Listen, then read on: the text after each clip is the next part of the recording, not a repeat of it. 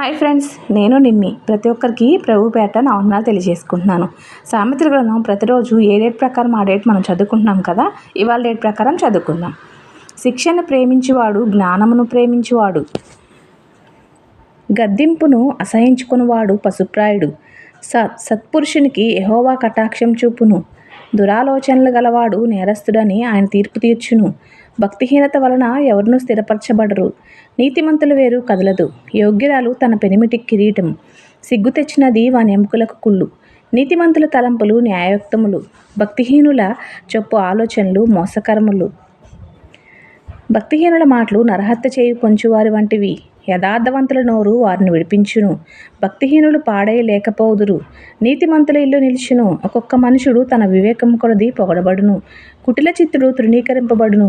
ఆహారం లేకున్నను తనను తాను పొగుడుకుని వానికంటే దాసుడు గల అల్పుడు గొప్పవాడు. నీతిమంతుడు తన పశువుల ప్రాణమును దయతో చూచును. భక్తిహీనుల వాత్సల్యము క్రూరత్వమే. తన భూమిని కొనువానికి ఆహారం సమృద్ధిగా కలుగును. వ్యర్థమైన వాటిని అనుసరించువాడు బుద్ధి లేనివాడు. భక్తిహీనులు చెడ్డవారికి దొరుకు దోపుడు సొమ్మును ఆపేక్షించుదురు. నీతిమంతుల వేరు చిగుర్చును. పెదవుల వలని దోషము అపాయకరమైన ఉరి. నీతిమంతుడు ఆపదను తప్పించుకొనును. ఒకడు తన నోటి ఫలము చేత తృప్తిగా మేలు పొందును. ఎవని క్రియల ఫలము వానికి వచ్చును. మూఢుని మార్గము వాని దృష్టికి సరైనది.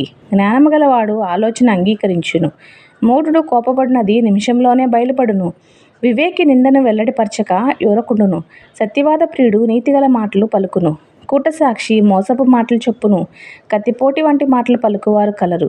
జ్ఞానుల నాలుక ఆరోగ్యదాయకము. నిజమాడు పెదవులు నిత్యము స్థిరమై ఉండును.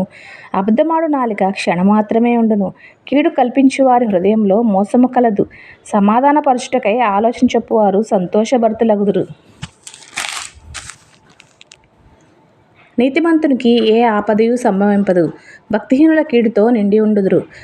అబద్ధమాడు పెదవులు యెహోవాకు హేయములు.